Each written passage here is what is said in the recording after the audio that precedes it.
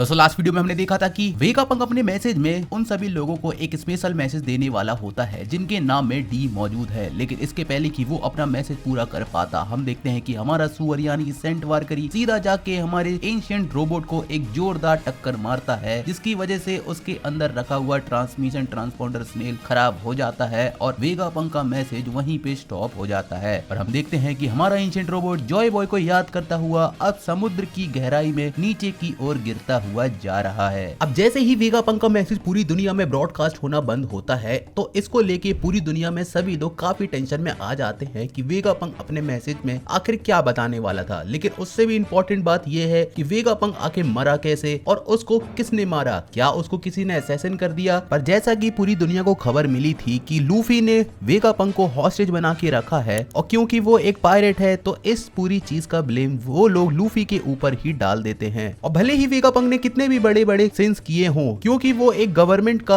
आदमी साथ ही साथ दुनिया का सबसे ग्रेटेस्ट साइंटिस्ट था, तो गवर्नमेंट तो उसको नहीं मारेगी ऐसा सभी लोग सोच रहे थे। और इन्हीं लोगों की बातों में आके लियो को भी लगता है कि कहीं लूफी नहीं तो वेगापंक को असैसिन नहीं किया, लेकिन रेबेका को ये सब बातों पे बिल्कुल भी यकीन नहीं होता। वापस से एगहेड आइलैंड चले तो यहाँ पे दोस्तों मरीन ऑफिसर जो कि अपनी शिप के ऊपर बैठे हुए थे वो अपनी आंखों के सामने 5 एल्डर्स के मॉन्स्टरस फॉर्म को देख के काफी ज्यादा चौंक जाते हैं और उनको अपनी आंखों पे यकीन भी नहीं हो रहा था कि आखिर एग हेड पे ये सब क्या हो रहा है। जिसके बाद हम देखते हैं कि एल्डर्स योर को कांटेक्ट करके पूछते हैं कि इस वक्त कितने वेगापंक जिंदा हैं, तो वो बताती है कि करंट टाइम पे जो लोग पंक रिकॉर्ड्स को एक्सेस कर पा रहे हैं उसके हिसाब से उसको छोड़ के लिलिथ और एटलस ही हैं जो कि इस वक्त जिंदा हैं। और उन दोनों की लोकेशंस वो यहाँ पे एल्डर्स को देती है, जिसके बाद हमारे एल्डर्स डिसाइड करते हैं कि वो उन दोनों को ही इरेज कर देंगे। और भले ही स्टेला की यहाँ पे डेथ हो गई हो, लेकिन वेगापंक का जो पंक रिकॉर्ड्स है वो कंटिन्यू ग्रो होता रहेगा और जब तक यॉर्क उनके साथ है वो उसको एक्सेस करके उनकी तरफ से काम कर सकती है। वहीं दोस्तों लैब के अंदर काकू स्टासी को यहाँ से जाने के लिए बोलता है, क्योंकि वो भी यहाँ पे अपनी ड्यूटी से बंधा हुआ था और क्योंकि वो यहाँ पे अभी भी दोस्त हैं तो वो यहाँ पे स्टासी को दोस्ती के नाते यहाँ से जाने के लिए बोलता है, इससे पहले कि वहाँ पे लूची आ जाए, क्योंकि एक बार अगर लूची वहाँ पे आ गया तो काकू भी उसको नहीं रोक पाएगा। वहीं हमारे जायंट्स अपनी शिप को स्टार्ट करके यहाँ से निकलने की तैयारी कर रहे होते हैं और हम देखते हैं कि लूफी डोरी और ब्रोगी के साथ भी शिप में कूद के आ जाता है, जहाँ पे लूफी अपनी आंखों के सामने जायंट्स की इतनी बड़ी शिप को देख के काफी ज्यादा खुश हो जाता है।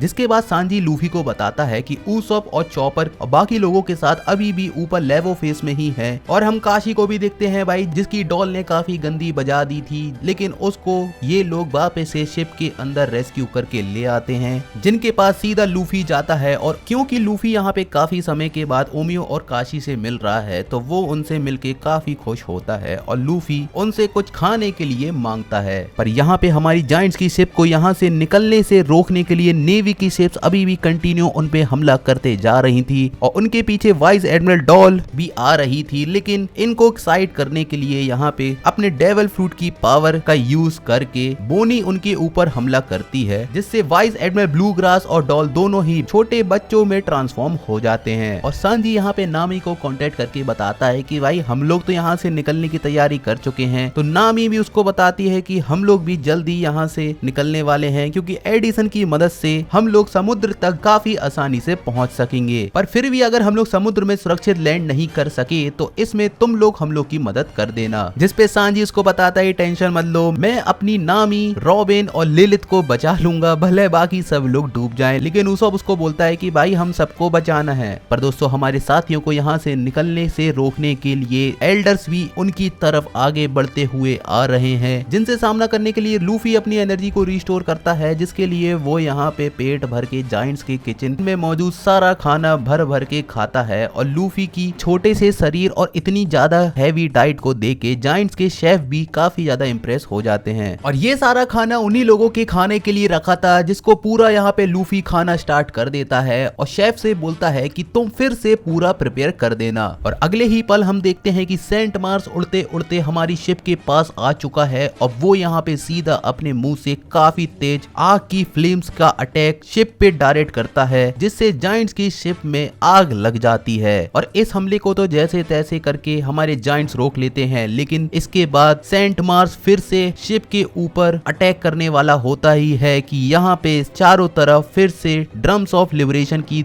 रिदम सभी को सुनाई देना स्टार्ट हो जाती हैं, क्योंकि भाई लूफी ने अपना गियर 5 फॉर्म वापस से एक्टिवेट कर लिया है। अब वो बताता है कि अब तो मेरा पेट बिल्कुल फुल हो चुका है, तो मैं यहाँ पे अब इन सभी एल्डर्स का एक एक करके बैंड बजाऊंगा। और हम देखते हैं कि लूफी यहाँ पे अपनी इमेजिनेशंस की पावर का यूज करके समुद्र की लहरों को ही रबर जैसा बाउंसी बना देता है, जिससे सारी शिप्स यहाँ पे हवा में बाउंस होने लगती हैं। जिसके बाद लूफी अपने गियर 5 फॉर्म में बाहर निकलता है और उसकी ड्रम्स ऑफ लिबरेशन की रिदम को सुन के सभी जाइंट्स यहाँ पे डांस करना स्टार्ट कर देते हैं। और ये रिदम जाइंट्स के फेस्टिवल की रिदम से काफी ज्यादा सिमिलर होती है। और क्योंकि जाइंट्स की शिप में भाई यहाँ पे आग लगी थी, तो पहले तो उनको भाई उस आग को बुझाना चाहिए था, लेकिन आग बुझाने के बजाय ये लोग लूफी के ड्रम्स ऑफ लिबरेशन की रिदम में डांस करने लगते हैं। और यहाँ पे बोनी जाइंट्स के डांस को नोटिस करके याद करती है कि ये तो वही डांस है जो कि वो और उसके फादर कुमा सन गॉड नीका की रिदम में बचपन से डांस करते थे। जिसके बाद बोनी की नजर यहाँ पे लूफी पे जाती है और वो उसको नीका बोलती है, लेकिन लूफी उसको बोलता है कि भाई मैं नीका वीका नहीं हूँ। जिसके बाद लूफी बोनी को बोलता है कि क्या तुम मेरे साथ मिलके उन एल्डर्स को यहाँ से ठिकाने लगाना चाहती हो, लेकिन बोनी बोलती है कि नहीं, वो ऐसा नहीं कर सकती क्योंकि वो उसकी जैसी नहीं है। लेकिन लूफी उसको भरोसा दिलाता है कि तुम कर सकती हो, मुझे पता है कि तुम्हारी एबिलिटी किस तरीके से वर्क करती है। और लूफी की ये बात सुन के बोनी गहराई से सोचती है कि वो भी तो आखिर लूफी की तरह ही होती है जब वो पूरी तरीके से फ्री होती है। जिसके बाद हम देखते हैं कि बोनी यहाँ पे लूफी की तरह ही फ्री और आजाद होने का इमेजिनेशन करके अपने डेविल फ्रूट की पावर से डिस्टॉर्टेड फ्यूचर का इस्तेमाल करके उस फ्यूचर को इमेजिन करती है जिसमें वो पूरी तरीके से लूफी की तरह फ्री है। और हम देखते हैं कि बोनी भी यहाँ पे लूफी की तरह ही गियर 5 सन गॉड नीका के फॉर्म में ट्रांसफॉर्म हो जाती है।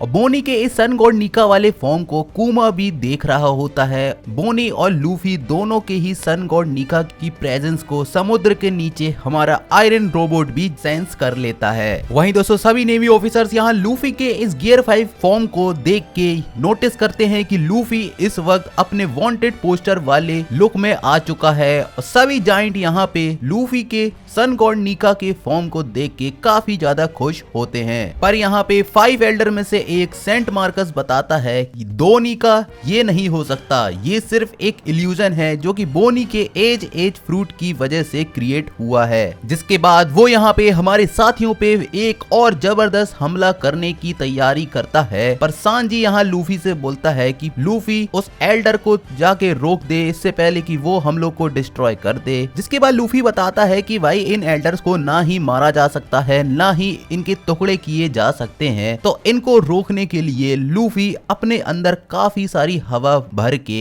एक जाइंट बलून के फॉर्म में आ जाता है और सेंट मार्कस के फ्लेम अटैक को अपने ऊपर ही ले लेता है। और लूफी यहाँ अपने सभी साथियों से बोलता है कि तुम सभी लोग मुझ पे अपनी पूरी ताकत से अटैक करो। तो लूफी पे अटैक करने के लिए सांजी और फ्रैंकी आगे जाते हैं, लेकिन बोनी अभी भी लूफी पे हमला करने के लिए थोड़ा बहुत हेजिटेट करती है और वो ये समझ नहीं पा रही थी कि आखिर हमको लूफी पे अटैक क्यों करना है। वहीं दूसरी तरफ डोरी और ब्रोगी बोलते हैं कि उन्हें लूफी पे भरोसा है कि वो यहाँ पे सेंट मार्कस को ठिकाने लगा देगा। और वहीं पे हम देखते हैं कि भाई शिप की आग को बुझाने की बजाय सभी जाइंट्स अभी भी लूफी की रिदम में ही डांस कर रहे होते हैं। खैर लूफी यहाँ पे अपने हाथों से सेंट मार्कस को पकड़ के अपनी बॉडी के नजदीक लेके आता है और सभी को उसके ऊपर हमला करने के लिए बोलता है। जिसपे बोनी बोलती है कि तुम लोग आखिर ऐसा क्यों कर सकते हो। तो सांजी उसको बताता है कि ये हमारे कैप्टन का ऑर्डर है, इसलिए हमको उसका पालन करना है। जिसके बाद लूफी खुद बोनी से बोलता है कि बोनी ज्यादा परेशान मत हो, तुम लोग बस मुझ पे अपनी पूरी ताकत से हमला करो। जिसके बाद हम देखते हैं कि बोनी, सांजी और फ्रैंकी अपने अपने स्ट्रॉन्गेस्ट अटैक से लूफी के ऊपर हमला करते हैं। और क्योंकि इस हमले में सभी लोग अपनी अपनी हाकी को यूज करके लूफी के ऊपर हमला करते हैं, तो इस हमले से लूफी को काफी ज्यादा दर्द होता है। लेकिन लूफी यहाँ पे अपने अटैक गम गम डॉन बलून से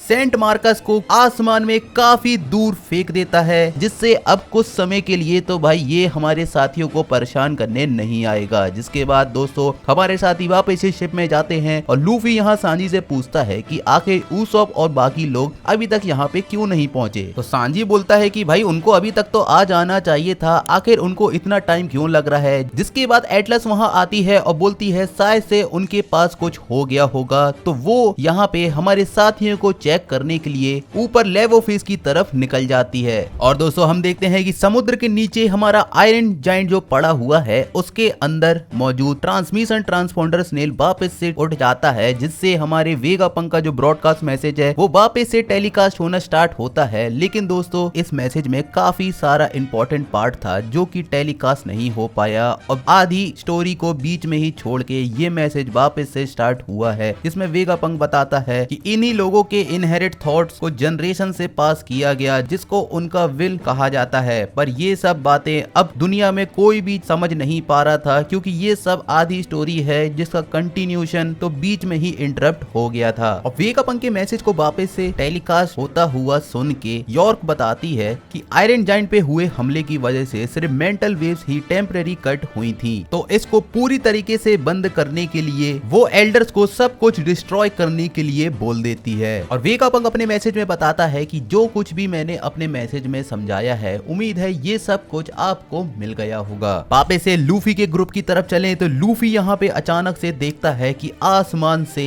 साइफर फोल के एजेंट्स के साथ साथ सेराफिम्स और काफी सारा एग हेड आइलैंड का मलबा अचानक से गिर रहा है। और ये सब कर रहा है सेंट जुपिटर, जिसने कुछ टाइम पहले एग हेड आइलैंड का काफी सारा मलबा और ये सब कुछ चीजें जो निकली थी वो सब कुछ अब वो वापस से अपने पेट से बाहर कर रहा है। लेकिन दोस्तों कुछ ही देर बाद हम देखते हैं कि सेंट जुपिटर सब कुछ वापस से अपने मुंह के अंदर खींचना स्टार्ट कर देता है और इस बार उसका टारगेट है लूफी और जायंट्स की शिप। लेकिन इसके पहले कि सेंट जुपिटर यहाँ पे हमारे साथियों को अपने मुंह के अंदर ले पाता, हम देखते हैं कि लूफी सीधा उसके पास जाता है और अपने जायंट पंच से सेंट जुपिटर को एक जोरदार मुक्का मार के उसको किनारे कर देता है। और ये देख के सभी जायंट्स काफी ज्यादा खुश हो जाते हैं, लेकिन मरीन ऑफिसर्स तो भाई ये देख रहे थे कि आखिर ये बड़ा सा व्हाइट जायंट कहां से आ गया और ये जो साइबर फोल के एजेंट्स हैं वो अचानक से आसमान से कैसे गिर रहे हैं। और जब यहाँ पे लूफी सेंट जुपिटर के साथ उसको रोकने के लिए उसके साथ इंगेज रहता है, उसी बीच हमारा सुअर यानी कि सेंट वारकरी दौड़ता हुआ सीधा हमारी शिप को एक जोरदार टक्कर दे के डिस्ट्रॉय करने के लिए उसकी तरफ आगे बढ़ रहा होता है। और ये इतना विशाल होता है कि इसको यहाँ पे कोई भी नहीं रोक सकता था।